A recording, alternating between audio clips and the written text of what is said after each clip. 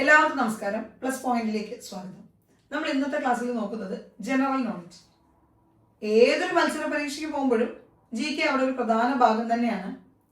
നമ്മുടെ എക്സാം നോക്കിയാൽ, അതായത് കോപ്പറേറ്റീവ് സർവീസ് എക്സാമിനേഷൻ ബോർഡ് നടത്തുന്ന എക്സാമുകളിൽ 10 മാർക്കിനാണ് GK ഉള്ളത്. 10 ചോദ്യങ്ങൾ 10 മാർക്ക്. പ്രധാനമായിട്ടും ഒരു കാര്യം പറയാനുള്ളത്, CSEBയുടെ എക്സാം എഴുതുന്ന ബഹുഭൂരിപക്ഷം കുട്ടികളും ഒട്ടും പ്രിപ്പറേഷൻ ഇല്ലാതെ പോകുന്നൊരു ഭാഗം GKയുടെ ഭാഗമാണ്. അതിൽ പറയുന്ന ന്യായം എന്താണ്? GK എങ്ങനെ പഠിക്കണം, GK എത്ര പഠിക്കണം, GK എവിടുന്ന് പഠിക്കണം. എത്ര പഠിച്ചാലും നമ്മൾ പഠിച്ചതൊന്നുമല്ല ചോദിക്കുന്നത്.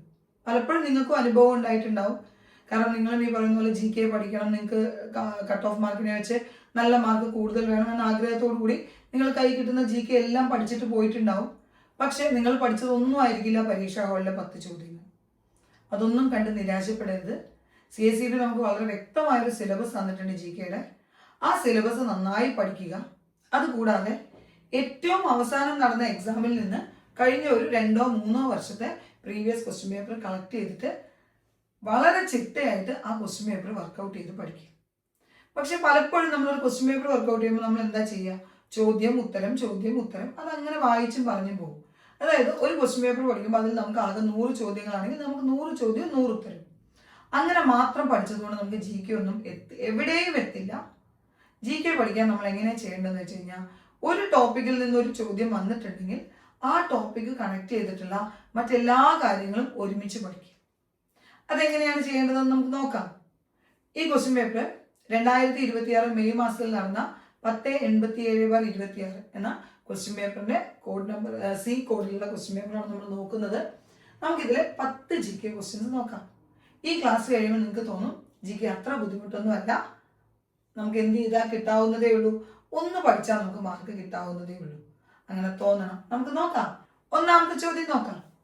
Who is the first Malayali director to receive the Indira Gandhi award for new director and four which film? അപ്പൊ ഇതിൽ തന്നെ ആദ്യത്തെ ഒരു ചോദ്യമുണ്ട്.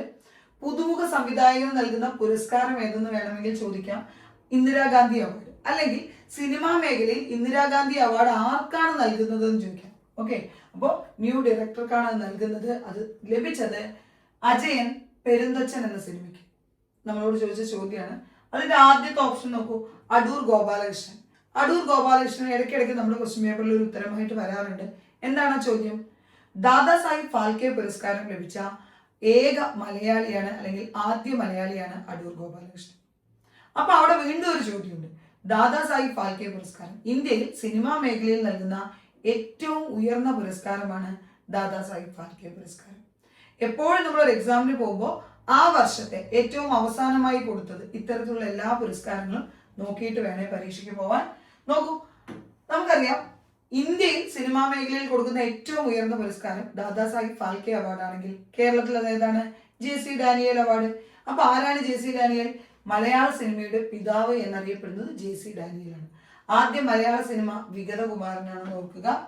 ഇന്ത്യൻ സിനിമയുടെ പിതാവ് എന്നറിയപ്പെടുന്നത് ദാദാ സാഹിബ് ഫാൽക്കെയാണ്.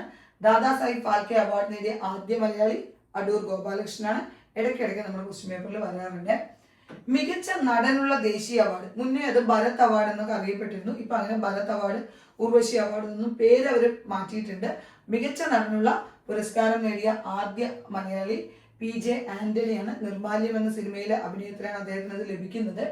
മികച്ച നടിക്കുള്ള ആദ്യ ദേശീയ അവാർഡ് കിട്ടിയത് ശാരദയ്ക്കുമാണെന്ന് ഓർത്തു വെക്കുക. പ്രസിഡന്റിന്റെ വെള്ളി മെഡൽ നേടിയ ആദ്യ ചിത്രം നീലക്കുയിലും സ്വർണ്ണ മെഡൽ നേടിയ ആദ്യ ചിത്രം ചെമ്മീനുമാണ്. അതും ഓർത്തു വെക്കണം, അതും ചോദിക്കാറുണ്ട്. ഓക്കെ, അപ്പോൾ പ്രസിഡന്റിന്റെ വെള്ളി മെഡൽ നേടിയ ആദ്യ മലയാള സിനിമ എന്ന് പറയുന്നത് നീലക്കുയിലും സ്വർണ്ണ മെഡൽ നേടിയ ആദ്യ മലയാള സിനിമ ചെമ്മീനുമാണ്.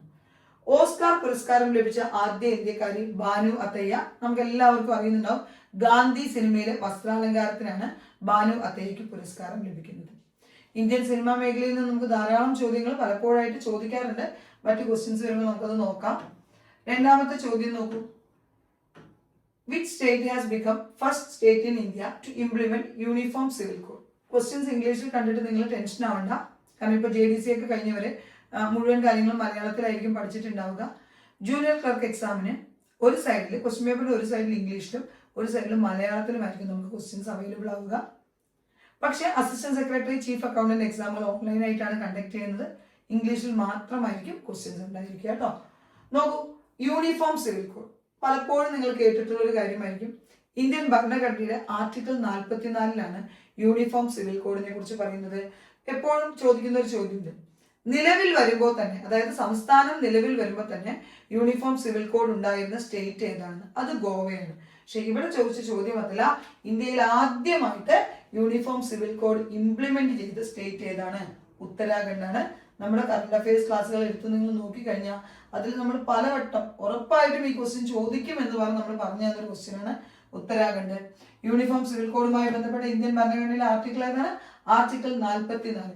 ആർട്ടിക്കിൾ 44 ഏത് ഭാഗത്താണ് വരുന്നത്? ഭാഗം 4, നിർദ്ദേശക തത്വങ്ങൾ, ഡയറക്റ്റീവ് പ്രിൻസിപ്പിൾസ് ഓഫ് സ്റ്റേറ്റ് പോളിസിയുടെ ഭാഗത്താണ് വരുന്നത്. രൂപീകരണ സമയത്ത് തന്നെ യൂണിഫോം സിവിൽ കോഡ് നിലവിലുള്ള സ്റ്റേറ്റ് ആണ് ഗോവ എന്ന് ഞാൻ പറഞ്ഞു. നടപ്പിലാക്കിയ ആദ്യ സ്റ്റേറ്റ് ഉത്തരാഖണ്ഡും രണ്ടാമത്തെ സ്റ്റേറ്റ് ഗുജറാത്തുമാണ്. ഓക്കെ, യൂണിഫോം സിവിൽ കോഡ് നടപ്പിലാക്കിയ ആദ്യ സ്റ്റേറ്റ് ഉത്തരാഖണ്ഡ്, രണ്ടാമത്തെ സ്റ്റേറ്റ് ഗുജറാത്താണ്. ഇത് നമ്മുടെ എക്സാമിന് കഴിഞ്ഞ തൊട്ട് മുന്നത്തെ എക്സാമിന് ചോദിച്ചൊരു ചോദ്യമുണ്ട്. അതായത് കോപ്പറേറ്റീവ് സൊസൈറ്റികളിലെ വോളണ്ടറി ഫോർമേഷനും അതേപോലെ തന്നെ ഓട്ടോമാറ്റിക് ഫംഗ്ഷനിങ്ങും ഡെമോക്രാറ്റിക് കൺട്രോളും ഒക്കെ എൻകറേജ് ചെയ്യണം എന്ന് പറഞ്ഞിട്ട് കോപ്പറേറ്റീവ് സൊസൈറ്റിയുമായി ബന്ധപ്പെട്ട് ഡയറക്റ്റീവ് പ്രിൻസിപ്പിൾസിൽ വരുന്ന ആർട്ടിക്കിൾ ഏതാണെന്നൊരു ചോദ്യം നമ്മുടെ ക്വസ്റ്റ്യൻ പേപ്പറിൽ ഉണ്ടായിരുന്നു. Article 43B. എപ്പോഴും നമ്മൾ അറിയേണ്ട ഒരു കാര്യമാണ്, 97ാമത് അമെന്റ്മെന്റ് 2011 കൊണ്ടുവന്ന 97th അമെന്റ്മെന്റ് എന്തുമായി ബന്ധപ്പെട്ടാണ്? കോപ്പറേറ്റീവ് സൊസൈറ്റീസുമായി ബന്ധപ്പെട്ട്.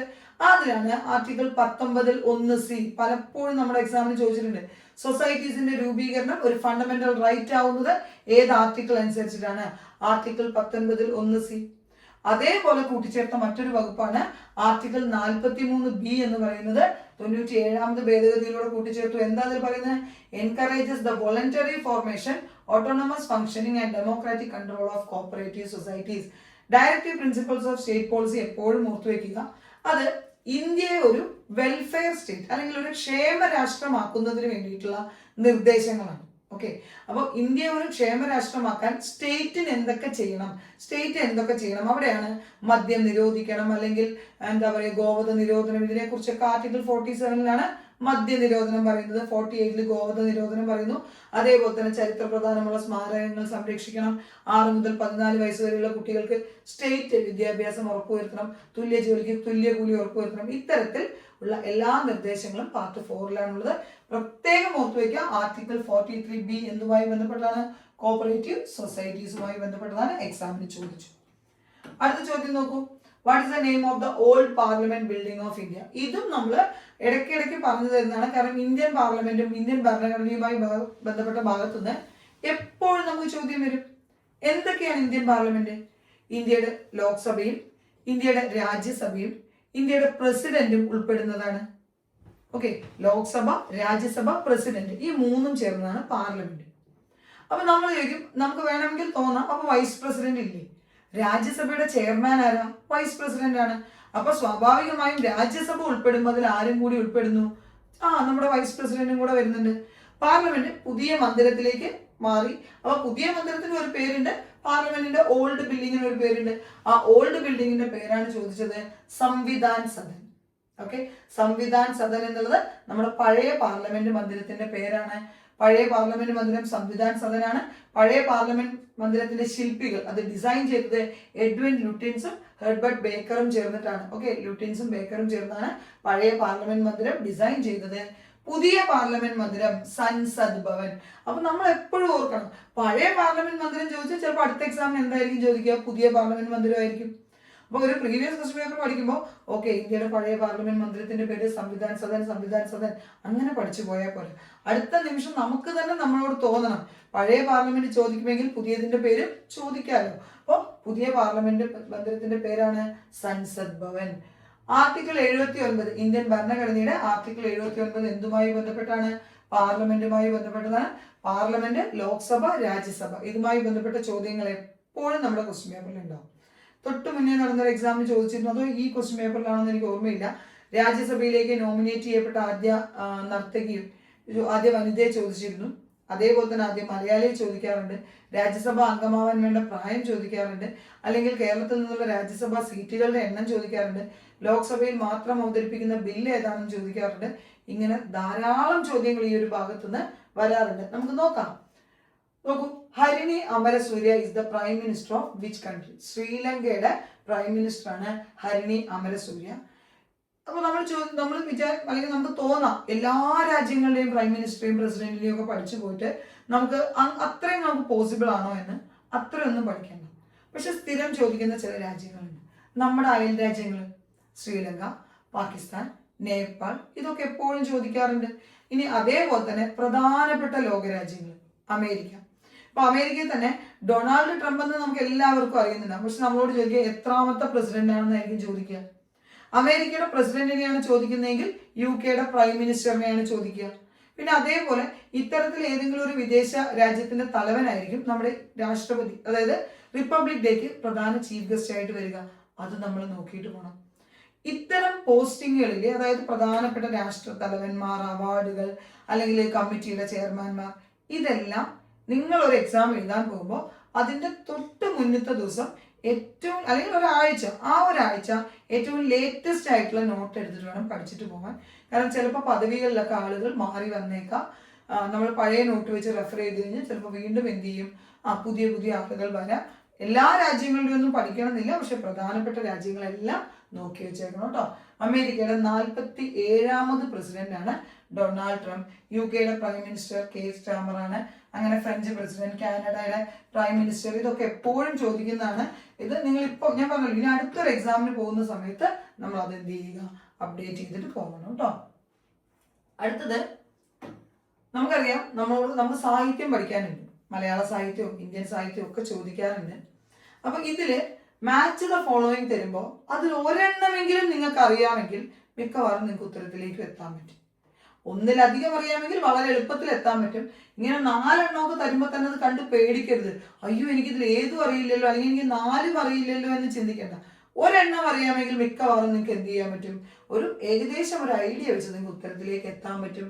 ഇപ്പൊ ഇതിൽ ഏതെങ്കിലും ഒന്ന് നിങ്ങൾ കേട്ടിട്ടുണ്ടാവുമെന്ന് ഞാൻ വിചാരിക്കുന്നു. അറ്റ്ലീസ്റ്റ് വേറെ ഒന്നും അറിഞ്ഞില്ലെങ്കിലും ഇന്ത്യയിൽ നിന്ന് ബുക്കർ പ്രൈസ് നേടിയ ആദ്യ വ്യക്തിയാണ് ആര്? അരുന്ധതി റോയ്. അരുന്ധതി റോയുടെ കൃതിയാണ് the God of Small things. അവര് മലയാളിയാണ്. കഴിഞ്ഞ എക്സാമിന് നമ്മളോട് അവരുടെ ചോദ്യം ഉണ്ടായിരുന്നു. എന്തായിരുന്നു ആ ചോദ്യം? അവരുടെ ആത്മകഥാംശമുള്ള മെമയർ ആയിട്ടുള്ള കൃതി ഏതാണെന്നൊരു ചോദ്യം ഉണ്ടായിരുന്നു. Mother Mary comes to me, പുതിയതായിട്ട് ഇറങ്ങിയ പുസ്തകമാണ്. അപ്പൊ അരുന്ധതി റോയുമായി ബന്ധപ്പെട്ട് കുറച്ച് കാര്യങ്ങളൊക്കെ നിങ്ങൾ അറിഞ്ഞിട്ടുണ്ടാവും. മീനച്ചിലാർ, ഓക്കെ, കോട്ടയം മീനച്ചിലാറിന്റെ തീരത്താണ് ആ കഥ നടക്കുന്നത്. അപ്പൊ the God of Small Things, Meenachilar river, അതറിയുമെങ്കിൽ നോക്കൂ, 2D വരുന്ന ഓപ്ഷൻ നോക്കിക്കഴിഞ്ഞാൽ നിങ്ങൾക്ക് ഈ ക്വസ്റ്റ്യനും ഈ ഓപ്ഷൻ സിയും ബിയും സിയും നിങ്ങൾക്ക് അപ്പൊ തന്നെ കട്ട് ചെയ്യാം. കാരണം നിങ്ങളുടെ ഓപ്ഷൻ എത്രയിലേക്ക് ചുരുങ്ങി? എയിലും 2D ആണ്, ഡിയിലും 2D ആണ് തന്നിരിക്കുന്നത്. അപ്പൊ നമുക്ക് ഇനി അടുത്ത ഓപ്ഷൻ നമുക്ക് നോക്കിയേ പറ്റുള്ളൂ. അത് ഒന്നുകിൽ റുഡ്യാർഡ് ക്ലിപ്പിങ്ങിന്റെ കിം ആണെങ്കിൽ കാറക്കോറം റേഞ്ച് ആണ്. വേണ്ട, MT, നമുക്ക് എല്ലാവർക്കും അറിയാം. MT എന്ന് കേട്ടാൽ നിങ്ങൾക്ക് കൂടല്ലൂർ എന്ന് ഓർമ്മ വരും. അറ്റ്ലീസ്റ്റ് പാലക്കാട്, മലപ്പുറം, തൃശ്ശൂർ ജില്ലകളിലുള്ളവർക്കെങ്കിലും അത് കേൾക്കുമ്പോൾ അറിയാം. വായനാശീലമൊക്കെ വളർത്തുക നല്ലതായിരിക്കും. അപ്പൊ 4 കെട്ട് കൂടല്ലൂർ എന്നറിയാമെങ്കിൽ വീണ്ടും നമ്മൾ ഉത്തരത്തിലേക്ക് എത്തി. 4B, ഇവിടെ 4 ഏത് തന്നിരിക്കുന്ന ഓപ്ഷൻ? 4A ആണ്. അപ്പോൾ ഇതിന്റെ ഓപ്ഷൻ കാണുമ്പോൾ ഈ ചോദ്യത്തിൽ നിന്ന് എനിക്കൊന്നും പഠിക്കാനില്ല എന്ന് പറഞ്ഞിട്ട് പോവുകയല്ല ചെയ്യേണ്ടത്. ഈ ചോദ്യത്തിൽ നിന്ന് എങ്ങനെ പഠിക്കുക? അരുന്ധതി റോയുടെ ഗോഡ് ഓഫ് സ്മോൾ തിങ്സ്, അല്ലെങ്കിൽ ആ കഥയിൽ പരാമർശിക്കുന്നത് ഏത് ഭാഗമാണ്, ഏത് പ്രദേശമാണ്? മീനച്ചിലാർ നദി, അതായത് കോട്ടയം ഭാഗമാണ്. അടുത്തത് റുഡ്യാർഡ് കിപ്ലിങ്ങിന്റെ കിം എന്നുള്ളത് കാറക്കോറം റേഞ്ച് ആണ്. അമിതാവ് ഘോഷിന്റെ ദ ഹംഗ്രി ടൈഡ് സുന്ദർബൻസിലാണ്. MT വാസുദേവൻ നായരുടെ 4 കെട്ട് കൂടല്ലൂരാണ്. ഓക്കെ, അങ്ങനെ ഓർത്തു വെക്കുക ഓരോ കാര്യങ്ങൾ. നമുക്ക് ഇപ്പൊ നമ്മളോട് ഇടയ്ക്കിടയ്ക്ക് മാധവിക്കുട്ടിയുമായി ബന്ധപ്പെട്ട കൃതികൾ ചോദിക്കാറുണ്ട്, സുഗതകുമാരിയുടെ കൃതികൾ ചോദിക്കാറുണ്ട്. അപ്പൊ സ്ഥിരം ചോദിക്കുന്ന ബഷീറിന്റെ ആദ്യ നോവൽ ഏതാണെന്ന് നമ്മളോട് ചോദിച്ചിരുന്നു. പ്രേമലേഖനം. എന്റെ കഥ എഴുതിയത് ആരാണെന്ന് ചോദിച്ചിട്ടുണ്ട്. അല്ലെങ്കിൽ നീർമാതളം പൂത്തകാലം എഴുതിയത് ആരാണെന്ന് ചോദിച്ചിട്ടുണ്ട്. എന്റെ കഥയും നീർമാതളം പൂത്തകാലവും ആരുമായി ബന്ധപ്പെട്ടിരിക്കുന്നു? മാധവിക്കുട്ടിയുമായി ബന്ധപ്പെട്ടിരിക്കുന്നു. ഞാൻ ഇതെല്ലാം നേരത്തെ ചോദിച്ചതാണെന്ന് പറഞ്ഞിട്ടുണ്ടെങ്കിൽ ഇതെല്ലാം നേരത്തെ എന്ന് പറയുമ്പോൾ 2 കൊല്ലം മുമ്പോ 3 കൊല്ലം മുമ്പോ ചോദിച്ച കാര്യമല്ല. നമ്മളെ സംബന്ധിച്ചിടത്തോളം നമുക്ക് എല്ലാ ഞായറാഴ്ചകളിലും എക്സാം നടക്കുന്നുണ്ട്. ഇതൊക്കെ ഓരോ ആഴ്ച മുന്നേയുള്ള ക്വസ്റ്റ്യൻ പേപ്പറിൽ നിങ്ങൾ നോക്കിയാൽ നിങ്ങൾക്ക് തന്നെ കാണാൻ കഴിയും. ഇത്തരം ചോദ്യങ്ങളെല്ലാം ആവർത്തിച്ചു വന്നതാണ്. അതുകൊണ്ട് പഠിച്ചാൽ കിട്ടുന്ന ഒരു പേപ്പർ, അല്ലെങ്കിൽ 10 മാർക്കിൽ ഒരു 7 മുതൽ 8 മാർക്ക് വരെ നിങ്ങൾക്ക് ഉറപ്പായും കിട്ടും. കിട്ടില്ല എന്ന് നിങ്ങൾ പറയുന്നു. നിങ്ങൾ എന്തുകൊണ്ട് കിട്ടില്ല എന്ന് പറയുന്നു? പഠിച്ചാലും കിട്ടില്ല എന്ന് പറയുന്നു. പഠിച്ചു നോക്കിയിട്ടല്ലേ നമുക്ക് പഠിച്ചാൽ കിട്ടുമല്ലോ എന്ന് പറയാൻ പറ്റൂ. വെറുതെ പഠിച്ചു നോക്കാതെ ആരൊക്കെയോ നിങ്ങളോട് പറഞ്ഞു GK നമുക്ക് പറ്റുന്ന പണിയല്ല, നമുക്ക് ബാക്കിയെല്ലാം പഠിക്കാം. നിങ്ങൾ ആലോചിച്ച് നോക്കൂ, GKയിലെ 10 മാർക്ക് നിങ്ങൾ പഠിക്കുന്നേ ഇല്ല. ബാക്കിയുള്ള 90-ലാണ് നിങ്ങൾ 84, 85 മാർക്ക് വാങ്ങാൻ വേണ്ടി ശ്രമിക്കുന്നത്. അത് അത്ര എളുപ്പമുള്ള കാര്യമാണോ?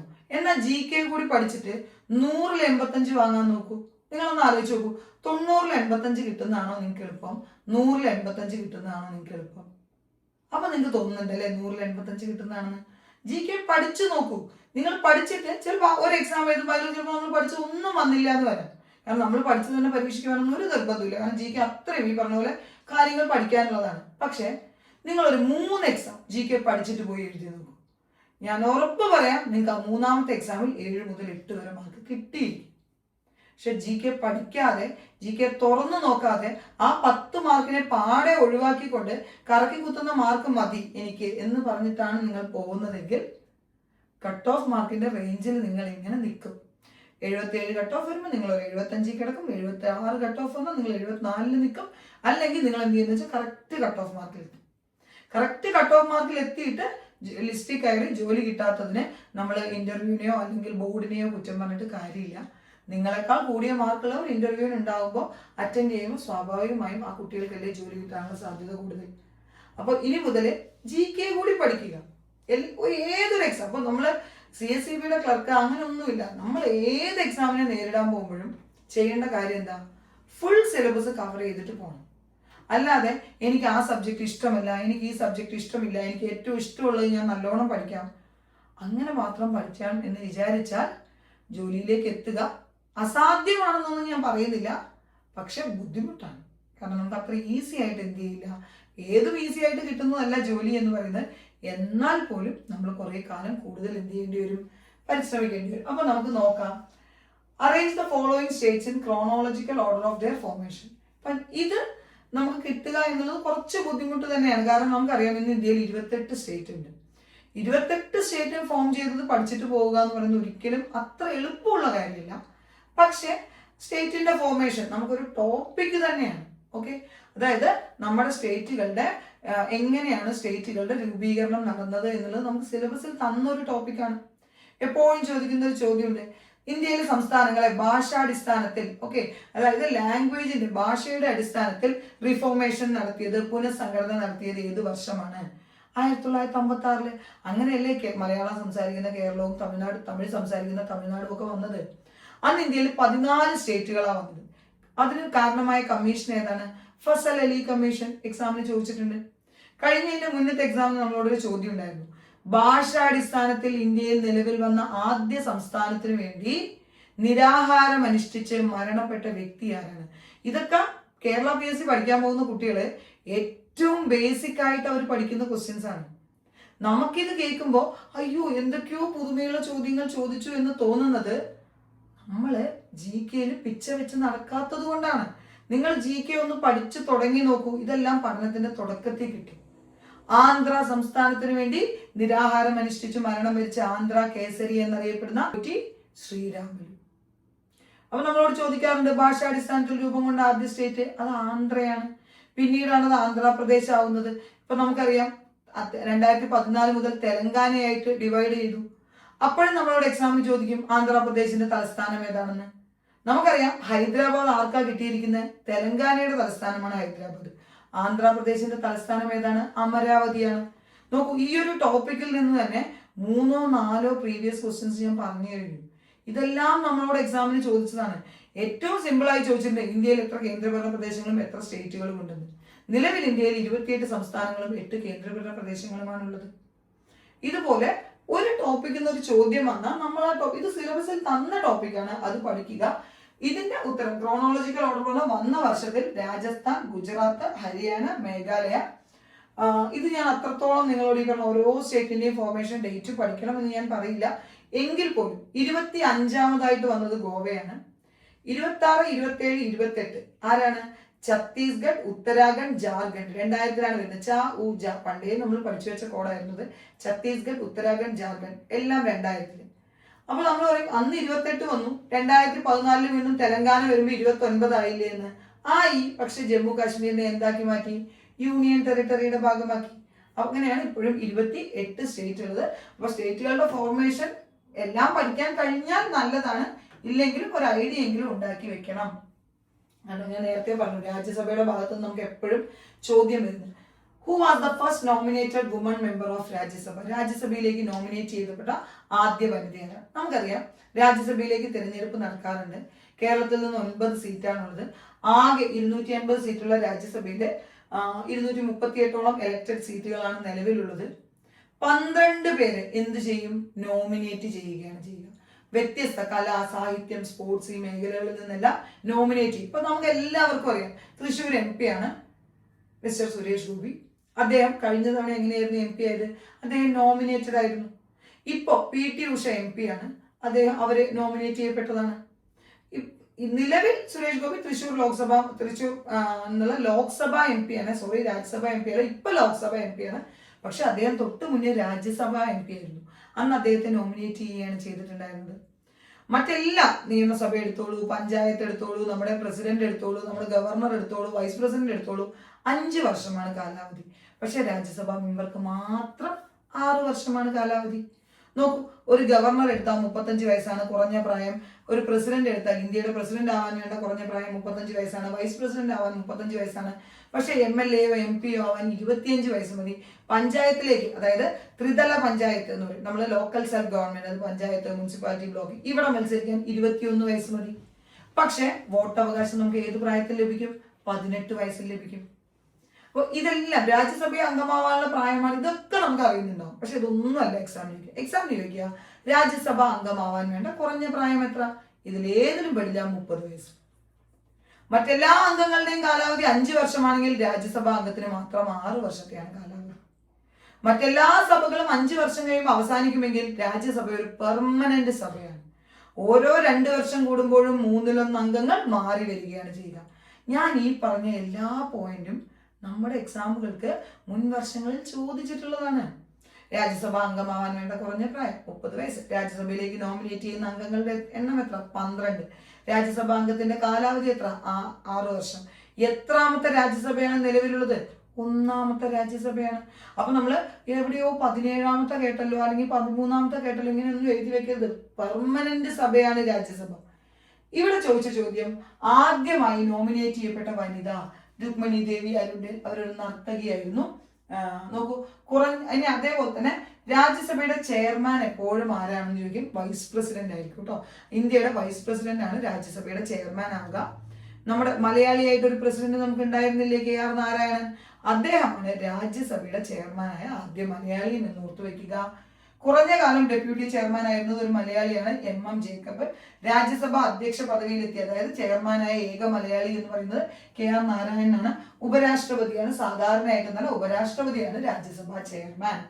രാജ്യസഭയിലേക്ക് നാമനിർദ്ദേശം ചെയ്യപ്പെട്ട, അതായത് നോമിനേറ്റ് ചെയ്യപ്പെട്ട ആദ്യ മലയാളി, ഞാൻ പറഞ്ഞു സുരേഷ് ഗോപി കഴിഞ്ഞ പ്രാവശ്യം നോമിനേറ്റഡ് ആയിരുന്നു.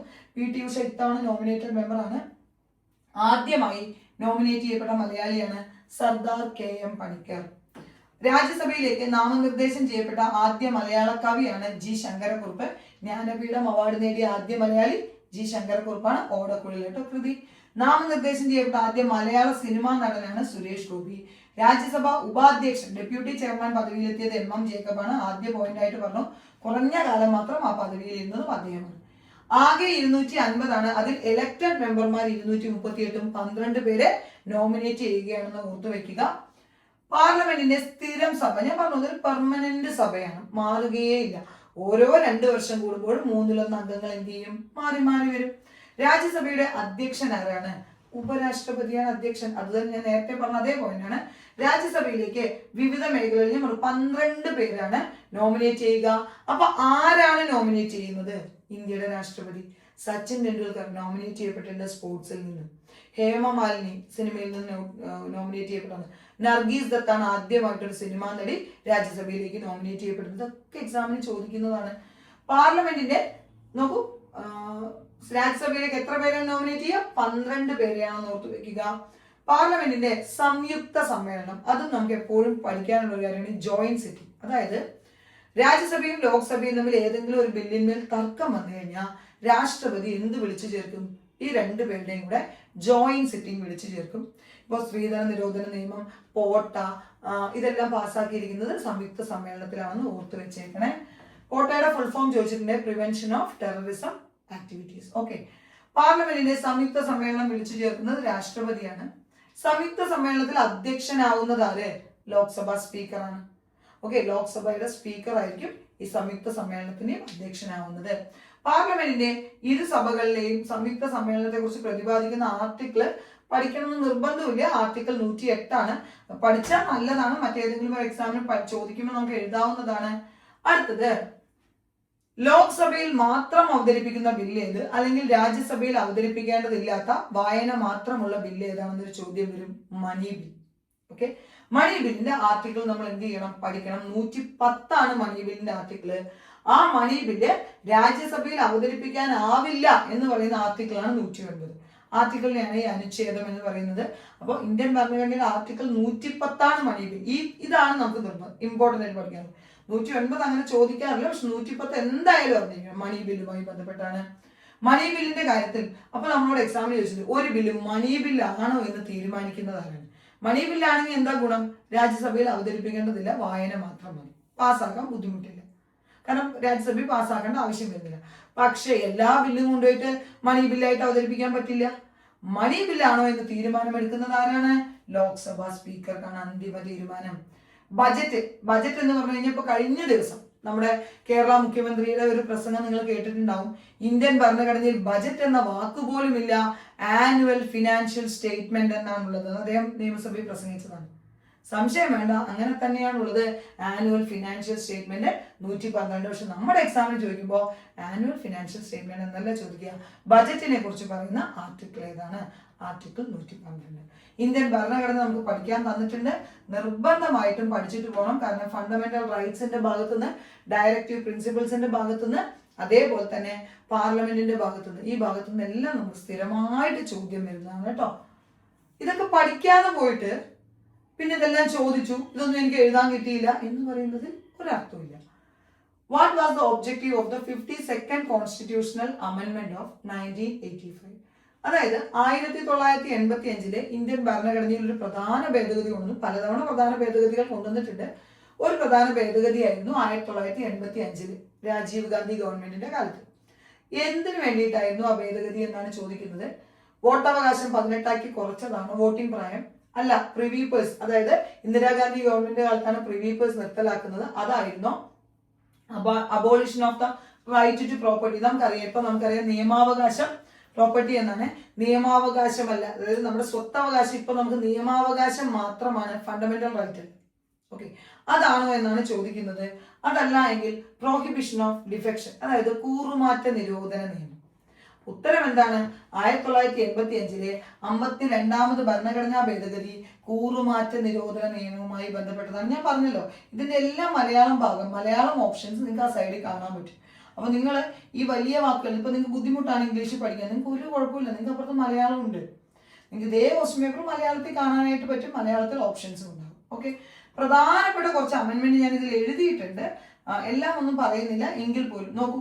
ആദ്യത്തെ അമെന്റ്മെന്റ് തന്നെ 9th ഷെഡ്യൂള് ആഡ് ചെയ്തതാണ്. ടു പ്രൊട്ടക്ട് ലാൻഡ് റീഫോംസ്, അതായത് ഭൂപരിഷ്കരണ നിയമവുമായി ബന്ധപ്പെട്ട് 1956 അല്ലെ ഞാൻ പറഞ്ഞു, ഭാഷാടിസ്ഥാനത്തിൽ സംസ്ഥാനങ്ങളെ പുനഃസംഘടിപ്പിച്ച് അന്ന് വന്ന ഭേദഗതി, റീഓർഗനൈസ്ഡ് ഇന്ത്യൻ സ്റ്റേറ്റ്സ്.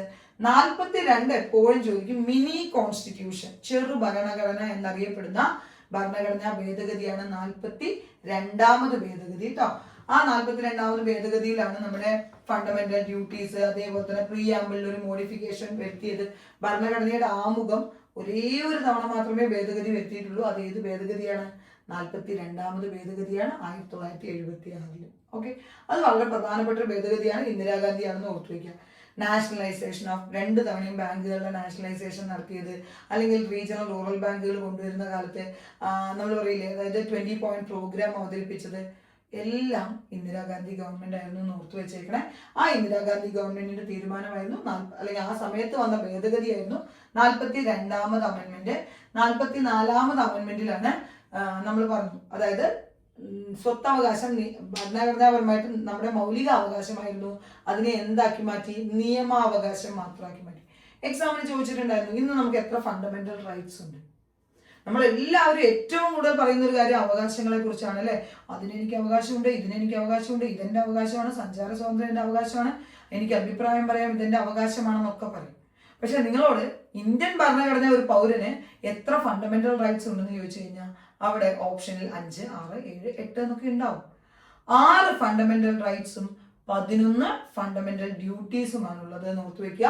അവനവന്റെ അവകാശങ്ങളെ കുറിച്ച് എത്രത്തോളം നിങ്ങൾക്ക് ബോധമുണ്ടോ അതേപോലെ ബോധ്യം വേണം നമുക്ക് കുറെ കടമകളുണ്ട്, ഫണ്ടമെന്റൽ ഡ്യൂട്ടീസും ഉണ്ടെന്ന് ഓർത്തു വെക്കുക. അപ്പോൾ റൈറ്റ് ടു പ്രോപ്പർട്ടി നമ്മുടെ സ്വത്തവകാശത്തിനെ നിയമാവകാശമാക്കി മാറ്റിയത് 44ാമത് ഭേദഗതിയാണ്. ഏറ്റവും നമ്മൾ പഠിക്കേണ്ട ഒരു കാര്യം 97th അമെന്റ്മെന്റ് ആണ്. അതായത് കോപ്പറേറ്റീവ് സൊസൈറ്റീസുമായി ബന്ധപ്പെട്ട 97th അമെന്റ്മെന്റ് ഓർത്തു വെക്കുക. ഒരൊറ്റ എണ്ണോട് ഓർത്തു വെക്കണേ.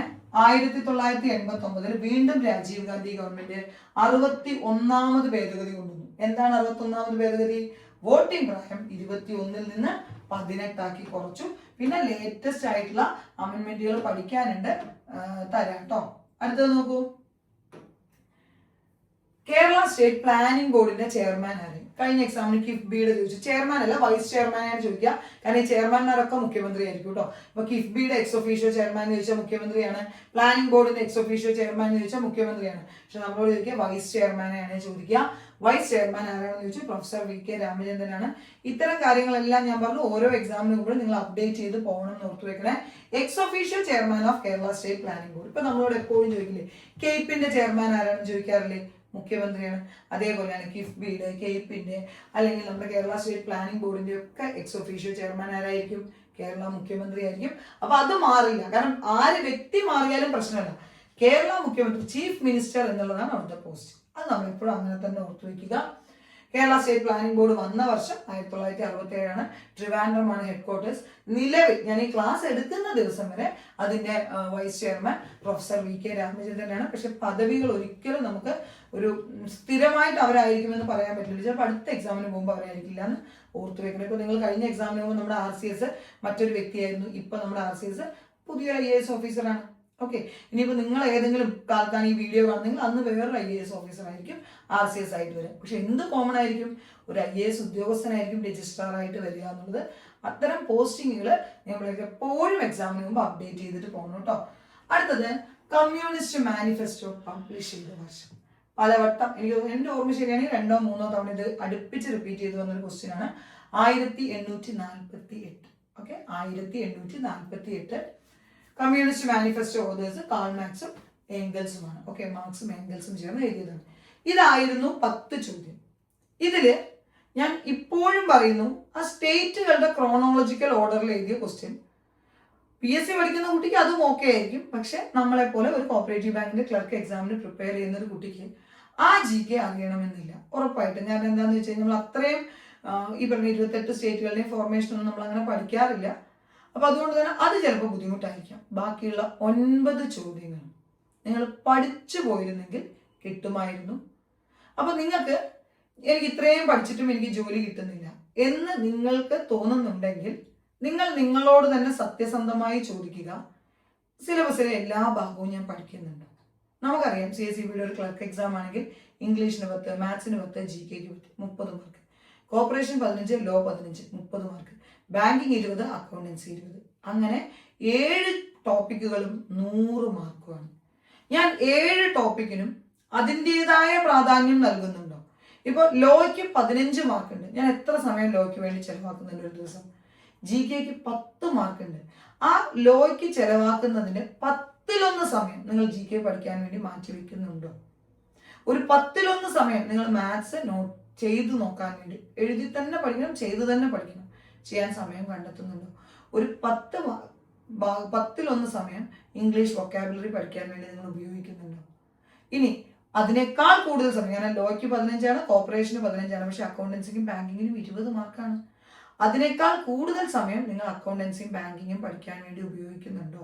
നിങ്ങൾ പുതിയ തരത്തിൽ കോസ്റ്റ് അക്കൗണ്ടിങ്ങും മാനേജ്മെന്റ് അക്കൗണ്ടിങ്ങും പഠിക്കുന്നുണ്ടോ? പ്രോബ്ലംസ് ചെയ്ത് നോക്കുന്നുണ്ടോ?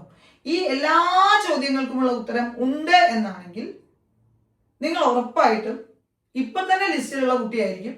അതല്ലെങ്കിൽ നിങ്ങൾ വരുന്ന എക്സാമിൽ ലിസ്റ്റിൽ കയറുന്ന 100% ഉറപ്പിച്ച ആളായിരിക്കും. ഇതിൽ ഏതെങ്കിലും ഒന്നിന്റെ ഉത്തരം ഇല്ല എന്നാണെങ്കിൽ ഉറപ്പായിട്ടും ആ ഇല്ല എന്നുള്ളതിനെ മാറ്റുന്നിടത്താണ് നിങ്ങളുടെ വിജയം.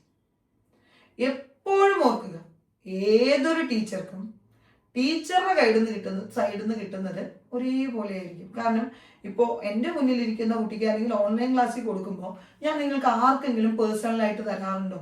നിങ്ങൾ പഠിക്കുന്ന കുട്ടികളോട് ചോദിച്ചു നോക്കും, മിസ് നിനക്ക് പേഴ്സണലായിട്ട് വല്ല GKയും തന്നിരുന്നോ? ഇല്ല. പക്ഷെ ഞാൻ എല്ലാവർക്കും ഒരുപോലെ ആയിരിക്കും കൊടുക്കുക. കഴിഞ്ഞ തവണയും കൂടെ ഗ്രൂപ്പിൽ ഒരു കുട്ടി ഇട്ടിരുന്നു, മിസ്സേ ഈ നോട്ടിഫിക്കേഷൻ ഞാൻ തൂക്കി എന്നാണ് ആൾ ഉപയോഗിച്ച വാക്ക്. ഒരു പെൺകുട്ടിയാണ്. അതായത് ഇപ്പൊ നമുക്കറിയാം, നമുക്ക് super guide, special guide, class 2 to 7, assistant secretary, separate notification. അതും റീജിയൻ തിരിച്ച് നോട്ടിഫിക്കേഷൻ. അതായത് ഒരു നോട്ടിഫിക്കേഷനിൽ തന്നെ ഒത്തിരി കാറ്റഗറി നമ്പറും എല്ലാം. ആൾ അതിൽ എല്ലാ എക്സാമിലും വന്നു. ഒരു നോട്ടിഫിക്കേഷൻ പോലും ഒഴിവാക്കിയില്ല. ബ്രാഞ്ച് മാനേജർ ഉൾപ്പെടെയുള്ള എല്ലാ നോട്ടിഫിക്കേഷനിലും വന്നു. ഞാൻ എന്താ ആൾക്ക് എല്ലാ ദിവസവും പേഴ്സണലി എടാ നീ ഇത് മാത്രം പഠിച്ചിട്ട് പോക്കോ, അങ്ങനെയാണോ? അങ്ങനെയല്ല. എല്ലാ ടീച്ചേഴ്സിനും തരുന്നതിനൊരു പരിധിയുണ്ട്. ടീച്ചേഴ്സിന്റെ മികവിനേക്കാൾ കൂടുതൽ നിങ്ങളുടെ സൈഡിൽ നിന്നുള്ള ഒരു പരിശ്രമം, നിങ്ങളുടെ ഒരു എഫേർട്ട്, സത്യം പറഞ്ഞാൽ അതാണ് നിങ്ങൾക്ക് ജോലി നേടിത്തരുന്നത്. അതിന് നിങ്ങൾ ഇങ്ങനെ ആലോചിച്ചാൽ മതി. ജോലി കിട്ടിക്കഴിഞ്ഞാൽ ആരുടെ ലൈഫാണ് മാറാൻ പോകുന്നത്? നിങ്ങൾക്ക് ജോലി കിട്ടിയാൽ എൻ്റെ ലൈഫാണോ മാറുന്നത്? അല്ലല്ലോ. നിങ്ങൾക്ക് ജോലി കിട്ടിയാൽ നിങ്ങളുടെ ലൈഫാണ് കളർഫുൾ ആവാൻ പോകുന്നത്. നിങ്ങളുടെ ലൈഫിലാണ് നിങ്ങൾ ആഗ്രഹിച്ച എന്തൊക്കെയോ ചെയ്യാനില്ലേ. ഞാൻ പലപ്പോഴും റെഗുലർ ക്ലാസ്സിൽ പറയുമ്പോൾ മുന്നിലിരിക്കുന്ന കുട്ടികളോട് പറയും, നിങ്ങൾ ഡെയിലി ഒന്ന് ആലോചിച്ച് നോക്കുക, ജോലി കിട്ടിയിട്ട് എനിക്ക് ആദ്യമായിട്ട് ഞാൻ വാങ്ങണം എന്ന് ആഗ്രഹിക്കുന്ന ഒരു 5 ഐറ്റം നിങ്ങളുടെ കയ്യിലില്ലേ? പലർക്കും പലതായിരിക്കും. ഇപ്പൊ അത്യാവശ്യം കയ്യിൽ നല്ലൊരു ഫോണുള്ള കുട്ടി അല്ലെങ്കിൽ കയ്യിൽ കുറെ കാര്യങ്ങളുള്ള കുട്ടിക്ക് മറ്റാവശ്യങ്ങളായിരിക്കും. ഇതൊന്നുമില്ലാതെ നമ്മൾ ആഗ്രഹിച്ച ഏറ്റവും ചെറിയ സാധനങ്ങൾ 5 വാങ്ങണം എന്ന് നിങ്ങൾക്കൊരു ആഗ്രഹമില്ലേ? നിങ്ങൾ എപ്പോഴും ഓർക്കുക, നിങ്ങൾ എഫേർട്ട് എടുക്കുന്നുണ്ടെങ്കിൽ, നിങ്ങൾ കഷ്ടപ്പെടുന്നുണ്ടെങ്കിൽ അതിന്റെ റിസൾട്ട് നിങ്ങൾക്ക് തന്നെയാണ് കിട്ടുന്നത്. അതല്ലാതെ നിങ്ങളുടെ ആ ഒരു എഫേർട്ട് ഒരിക്കലും മറ്റൊരാൾക്ക് കിട്ടില്ല. പണ്ടെങ്ങാണ്ട് സ്കൂളിൽ നമ്മൾ പഠിച്ചിട്ടില്ലേ, കൊണ്ടുപോകില്ല ചോരന്മാർ, വിദ്യാധനം സർവധനാൽ പ്രധാനം എന്നൊക്കെ പറഞ്ഞിട്ട്. അതായത് പഠിച്ച് നിങ്ങൾ നേടുന്ന അറിവ് എവിടെയും പോവില്ല. GKക്ക് വേണ്ടി നിങ്ങൾ ചെലവാക്കുന്ന സമയം ഒരു വേസ്റ്റ് അല്ല. അത് ആദ്യം തിരിച്ചറിയുക. നിങ്ങൾ ഡെയിലി ഒരു 10 മിനിറ്റ് GK പഠിച്ചാൽ മതി. പക്ഷെ ആ 10 മിനിറ്റെങ്കിലും നിങ്ങൾ GK പഠിക്കൂ. ചിലപ്പോൾ ഞാൻ പറഞ്ഞല്ലോ, നിങ്ങൾ എഴുതുന്ന ഈ എക്സാമിലായിരിക്കില്ല ആ GK നിങ്ങൾക്ക് ഗുണം ചെയ്യുക. ചിലപ്പോൾ നിങ്ങൾ എഴുതുന്ന അടുത്ത എക്സാമിലായിരിക്കില്ല GK ഗുണം ചെയ്യുക. പക്ഷെ നിങ്ങൾ എഴുതുന്ന 3ാമത്തെ എക്സാമിലായിരിക്കും ആ GK നിങ്ങൾക്ക് ചിലപ്പോൾ ഗുണം ചെയ്യാൻ പോകുന്നത്. എന്തായാലും ഗുണം ചെയ്യാതിരിക്കില്ല. കാരണം നമ്മുടെ സിലബസിലുള്ള വിഷയമാണ്, നമുക്ക് 10 മാർക്കും ഉള്ളതാണ്. അപ്പോൾ സിസ്റ്റമാറ്റിക് ആയിട്ട് പഠിക്കുക. ഞാനീ പറഞ്ഞ പോലെ എനിക്ക് ജോലി കിട്ടിയാലേ എൻ്റെ ലൈഫ് മാറുള്ളൂ. എൻ്റെ ലൈഫ് മാറണമെങ്കിൽ എനിക്ക് ജോലി കിട്ടണം. എനിക്ക് ജോലി കിട്ടണമെങ്കിൽ ഞാൻ കഷ്ടപ്പെട്ട് പഠിക്കണം എന്ന ബോധ്യം എല്ലാ ദിവസവും ഉറങ്ങാൻ പോകുമ്പോഴും ഉണർന്നു വരുമ്പോഴും ഒക്കെ ഉണ്ടായിരിക്കണം. നിങ്ങൾ പ്രത്യേകിച്ച് ഇപ്പൊ നിങ്ങളോട് സോഷ്യൽ മീഡിയ ഒഴിവാക്കണം എന്നൊന്നുമല്ല പറയുന്നത്.